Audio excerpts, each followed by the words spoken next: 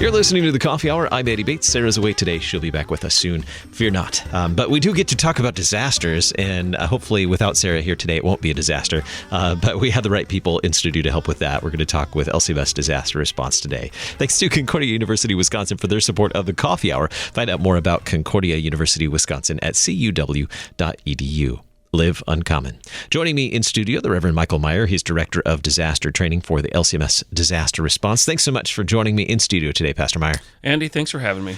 So, speaking of, I think there's an update to your title, and perhaps we shared it last time as well, but that means that the team, LCMS Disaster Response, has grown a little bit and able to zero in and focus on some specific areas. Tell us a little bit more about your new role, which has probably been a year or so. Everything's been lost in the last, blurry in the last year. Yeah, we with could just the pandemic, put a big X on 2020. I think most people would be happy with that. So there's a kind of been, it's not a split of the program, but it's more so an enlarging of the program, a recognition that the importance for training in response is virtually immeasurable. I mean, there's a lot of studies out there that say for every dollar that you spend in preparedness, that they'll save, an organization will save $10 on the response side of things when it comes time to disaster. And that's not just when they're impacted, but when they're out responding. So we think about all of the different entities that we have in our church body, recognized service organizations, districts, and congregations. What we want to try and do is help them to be prepared to respond to things in their community, because then they're better equipped if we have this conversation on the front end. It's always a little more difficult if we wait until that disaster to occur to actually get in there and do it. Now, we'll still do it. We'll still go and we'll help congregations and we'll help districts.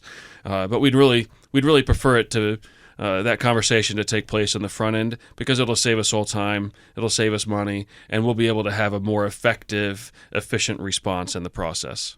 I hadn't really thought about that from a financial perspective. I thought about it organizationally. It's certainly helpful to be prepared.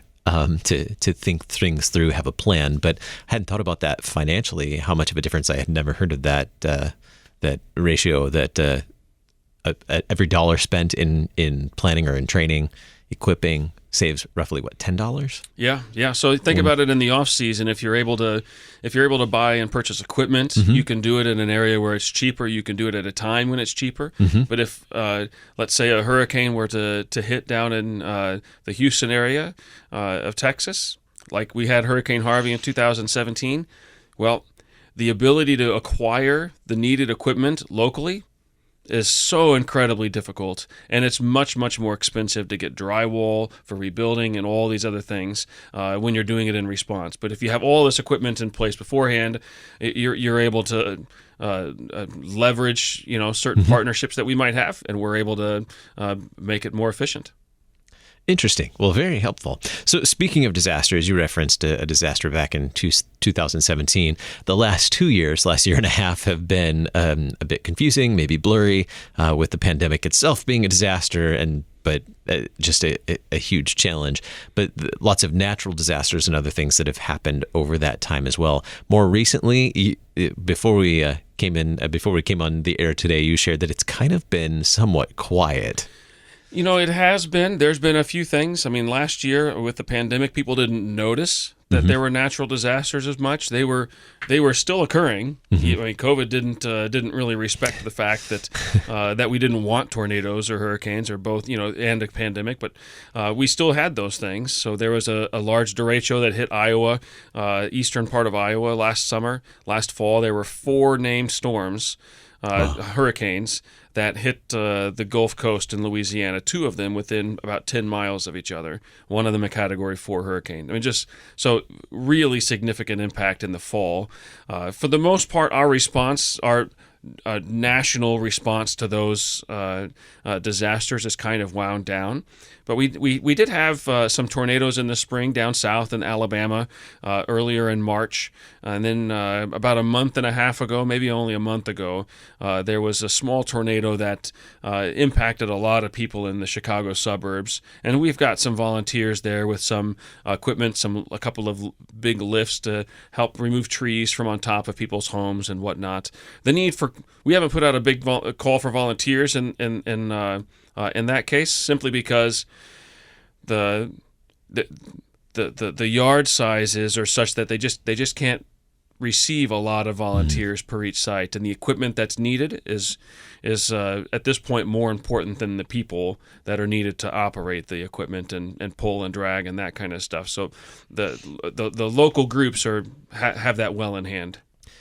You mentioned the last year, I think it was, the derecho in Iowa. I think that was a learning experience for all of us. Not many of us were familiar with a derecho, and I don't even know if I'm pronouncing it correctly, but that was a learning experience, learning about that weather event and that it's kind of a unique event. Have there been other disasters in your time here that have been more of a learning experience? You never knew about something like that. Obviously, the derecho was kind of new for most of us. Yeah, I think that was new for just about all of us. I mean, I hadn't really heard of derechos until I started working in disaster response 8 years ago, and so. But in those 8 years, I've heard of it several times. But this has been the first significant derecho that we've responded to, and this is for those that still aren't familiar with it. It's like an inland hurricane. So there's straight line winds coming from severe thunderstorms that, in some cases, were 120, 130 miles an hour, sustained, and it goes through entire swaths of just hundreds of thousands of acres of farmland were impacted, not to mention farm homes, and then into the cities around Cedar Falls,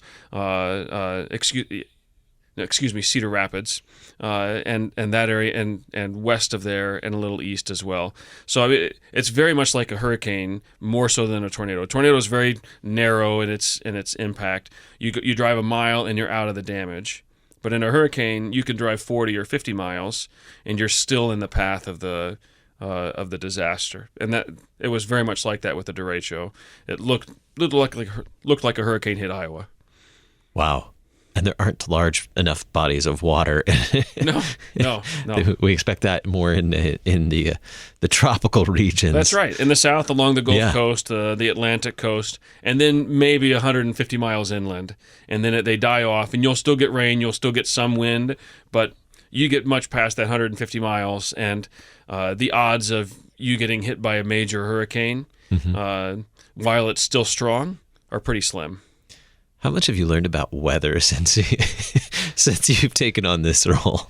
More than I would have expected on the front end. I'll tell you this: when I go to buy a new home again, if I ever go through that process again, I will look at everything completely different.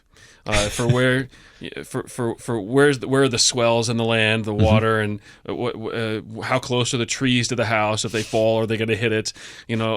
All of these things.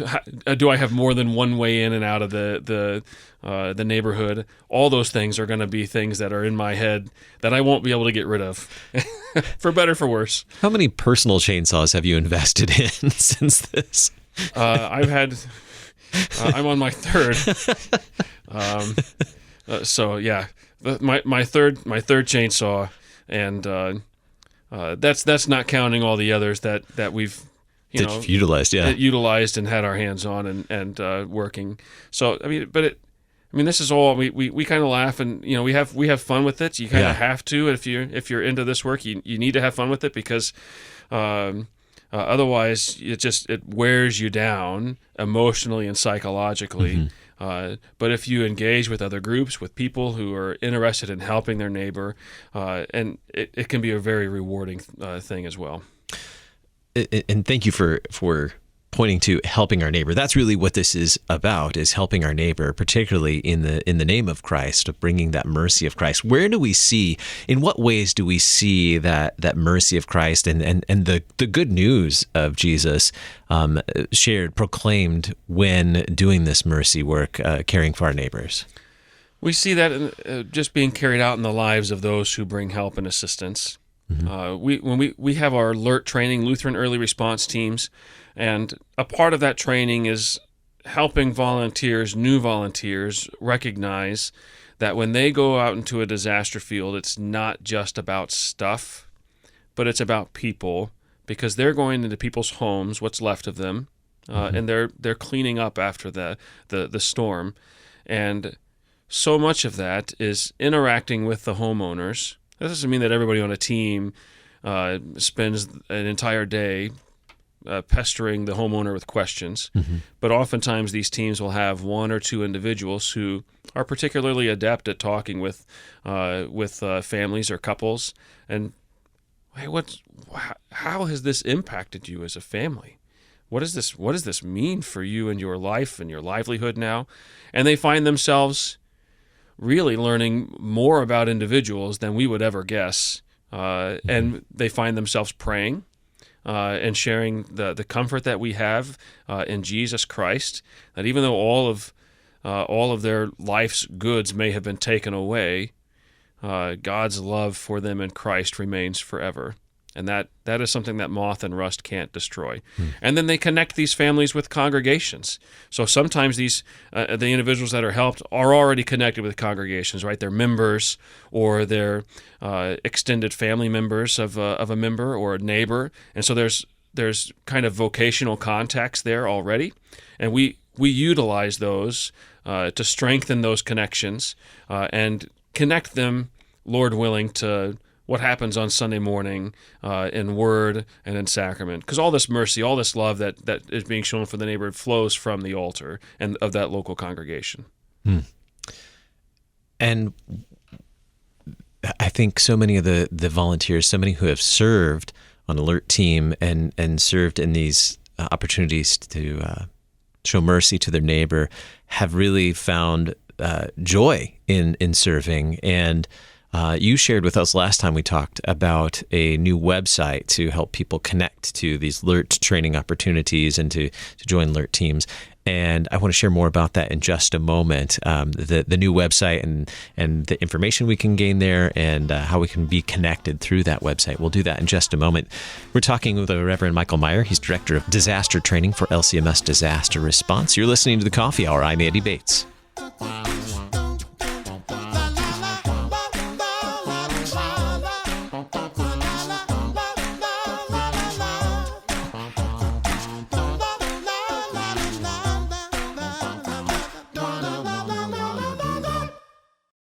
You're a miracle. You know that, right? A living, breathing, one-of-a-kind miracle. You were created to stand apart, to share your gifts in the service of others, to make an uncommon impact in a common world.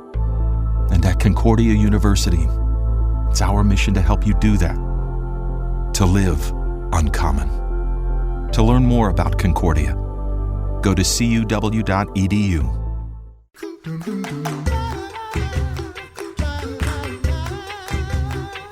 Welcome back to the Coffee Hour. I'm Andy Bates. We are talking with the Reverend Michael Meyer, Director of Disaster Training for LCMS Disaster Response. And just a moment ago, we were talking about some of the disasters that have happened in the last year or two, and the ways that LCMS members have been able to show mercy to their neighbors in response to these disasters, caring for them, having conversations with one who's experienced a disaster, lost their home after a tornado or a flood, and being able to share the comfort that we have of Christ in those times, at the same time while also helping care for them in their physical needs, cleaning up after a disaster, or helping them get connected with the resources they need. And the people that serve in these ways are volunteers. How do volunteers get connected? How do they find out about training? Those who want to become a volunteer with an alert team, and talk more about what alert is for those who haven't seen that or aren't familiar with that, and then the new resource to get us all connected. So first of all, what is alert? Yeah, Lutheran Early Response Team. It's a training program that's kind of risen out of the desire for congregations to receive volunteers, and also to send them out after a disaster. Our training meets the minimum requirements that FEMA has established for faith-based volunteers. It is a 6-hour training that takes place on a Saturday, and you can contact us or your district disaster response coordinator for information on how to schedule one of these trainings at your congregation. We talk about congregation preparedness locally, and then kind of shifted into, well, what does this mean if a disaster happens in that next community over, right? Not our own, but that next one that has another local church, a Lutheran church. How would we interact with them? How would we interact with other volunteers and all of those things? For information on that, you can find information on this on LCMS-alert.org. So LCMS-lert.org.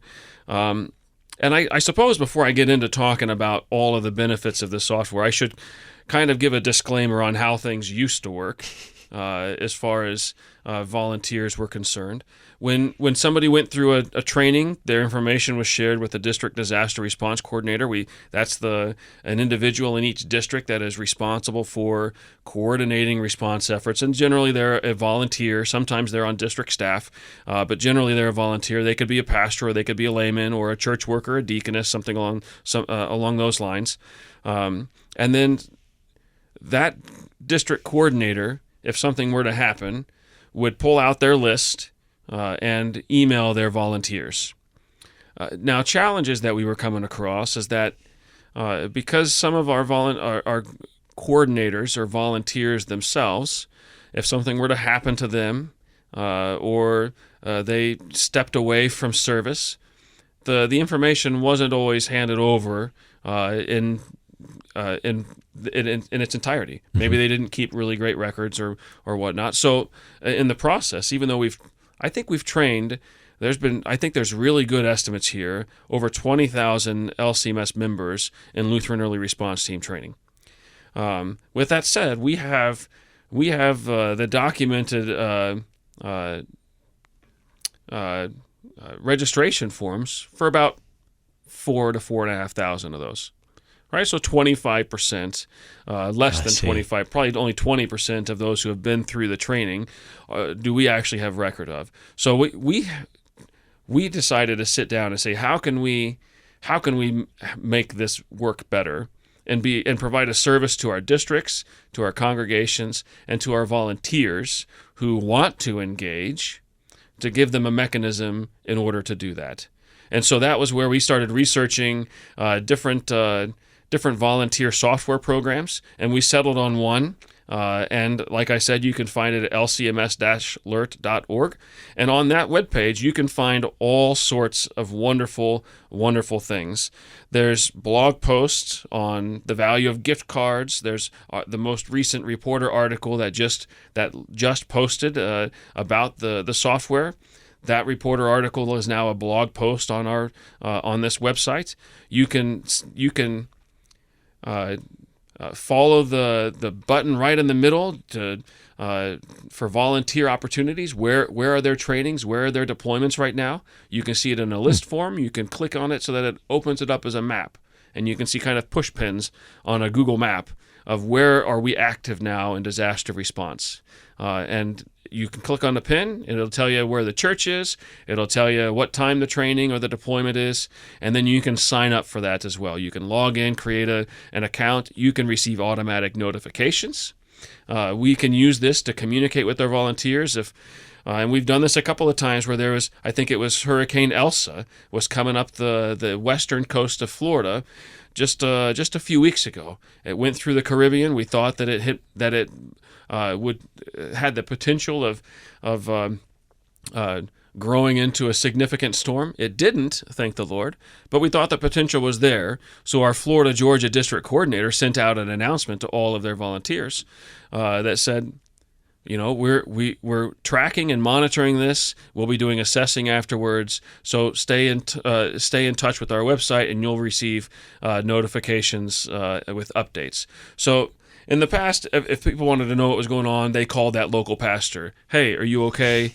How's that going? Well, now we can push out all that information through this software, and volunteers can go there as opposed to having 500 volunteers all call one person, say, what's going on? No, you're going to get this, and it'll be in a timely fashion, and you'll be able to put in your skill sets. You can edit your own profile. You put down the congregation you're at, the district you're from. If you're interested in chainsaw work or other heavy labor or muck out or coordination of different things, or case management, all kinds of things, you can put in your profile what kind of things you're interested in, and then we can send out an email only to people who want to do chainsaw work. Only to people who want to. We can send an email to people who want to just help with case management, people filling out their FEMA paperwork and that kind of thing. If you click that button, and we have a need for that, and we can send out a communication based just on that. Or you can decide to fan every single district and receive all of the emails that you could possibly want to get that proactively as well. Because you just like traveling across the country as exactly. volunteer. We do have awesome. Small teams that will literally go anywhere across the eastern half of the country. Right. I've yet to have full teams that will cross the Rocky Mountains. So we've got teams west of the Rockies. We've got a lot of teams. Most of ours are east of the Rockies. And we'll have individuals that cross over. Mm-hmm. But I've yet to have a full team cross the continental divide for that direction. I hear a challenge. So. I think this can be a challenge. If your team is out there doing this sort of thing, let us know. Join with us. We want to partner. Very good. Very good. It sounds very organized. Are you feeling like this is a step in the right direction in terms of how you're organizing training and volunteers? Oh, absolutely. A step in the right direction. In fact, all of our coordinators have access to the site so that they can schedule their own trainings. They can do these things. So it doesn't all fall on us. Mm-hmm. Now, they don't have access to all of the information. They have access to their little piece of the pie. Mm-hmm. But they can schedule the trainings, they can schedule the deployments, and we can support them in that with the software. And then it's handed on from one to the next, and we can all see what everybody else is doing. Speaking of training, I want to talk about that in just a moment. Anything else about the new LCMS-LERT.org website? Just real quickly, within the next couple of months, the rest of the Office of National Mission is going to be bringing in and raising up a similar site that will connect on the back end with ours, so that when you go to our site by Christmas, you'll be able to see other volunteer opportunities for the rest of the Office of National Mission. And when you go to their similar site, you'll be able to see volunteer opportunities in disaster response, so that we can try and integrate all of our volunteers together to recognize that there's more outside of our little bubble of responsibility. There's other opportunities, so that when things are quiet like they have been the last several months, maybe there's opportunities for us to go to a life march or to engage a congregation in the urban and inner city to help them clean up their grounds. So there's lots and lots of possibilities here that we're looking forward to implementing in the near future. Great. So a great way to be connected for opportunities to serve, whether in our own community or in other communities. Outstanding. Let's talk about training. You referenced training for volunteers, LERT training. You said it happens typically on a Saturday, 6 hours on a Saturday. What happens in that training? What if I were to attend that training? What would I be equipped to do? What am I going to learn in that? Well, before you learn anything, you'd receive a few things. You'd log into the system, our alert system. That's how you would sign up for one of these trainings, and you can see where they're scheduled. But when you arrive the day of, you'll be able to receive a alert volunteer manual. So that everything that's covered in the presentation that day would come home in a book with you. You'd get a T-shirt as well, an LCMS disaster response T-shirt with high visibility green, so that if you go and are out on the disaster field, nobody will miss you, right? Particularly those heavy equipment operators. Mm-hmm. You do not want them to not see you. Right, that's a double negative, right? You want them to see you so they don't run you over. And then you're going to learn how to safely volunteer in a disaster site, how to do it within the larger context of volunteers from all across the United States, all meeting and gathering in one area. How can we do this together in an edifying way that's good for us, safe, but also good and efficient for the people who need the help? So that all happens typically on a Saturday in 6 hours. Ready. Then once they've gone through the training, then I'm ready and equipped to serve in a disaster setting as a volunteer, right? Yeah. And local congregations, they can host a training on their own, or we generally encourage this to take place at the circuit level so that all congregations will kind of come together for one single training. And then you might have 4 or 5 from each congregation that are then able to take that back as leaders now and start forming what could be a team in their own congregation. Now you can engage in the alert program as an individual. You don't need to be a part of a team. If you're in the software system, you can volunteer at any one of the events, and you'll be connected when you get there with other volunteers who want to help as well. But you can also go with a team and have 4 or 5. You could have 20 that go for spring break, or go for a week in the summer, or go for a Saturday or a Tuesday, or whatever day is good for you that is available for that deployment. You can make it work. Outstanding. Who is eligible for the training, for alert training? Anyone over the age of 14. We've recently opened this up to high school age youth. Now, there's some things that high school age youth can't do, like we aren't training them to be chainsawyers, so they're not going to be able to operate the chainsaw. Now, when they turn 18, they can go through the chainsaw training and learn how to safely do that. But when they're in high school, it's a little bit different. High schoolers will get a different color vest as well, and that's so that the team leader can look and say, all right, that color vest can do this particular activity. This other color vest, you're getting too close to the chainsaw crew. Maybe we need to create some more distance between them for safety and liability reasons. Very good. Very good. Again, LCMS-alert.org is the site to check out, see all the great information, and to get connected to sign up for training and other opportunities there as well. Yeah. My guest today, the Reverend Michael Meyer. He's Director of Disaster Training for LCMS Disaster Response. Thanks so much for being my guest on the Coffee Hour today. Thank you for having me. I'm Andy Bates. The Coffee Hour with Andy and Sarah is a production of KFUO. To support the Coffee Hour and KFUO Radio, visit KFUO.org. You can also text KFUO to 41444 or send an email to gifts@KFUO.org. And you can call us at 800-844-0524. KFUO. Christ for you, anytime, anywhere.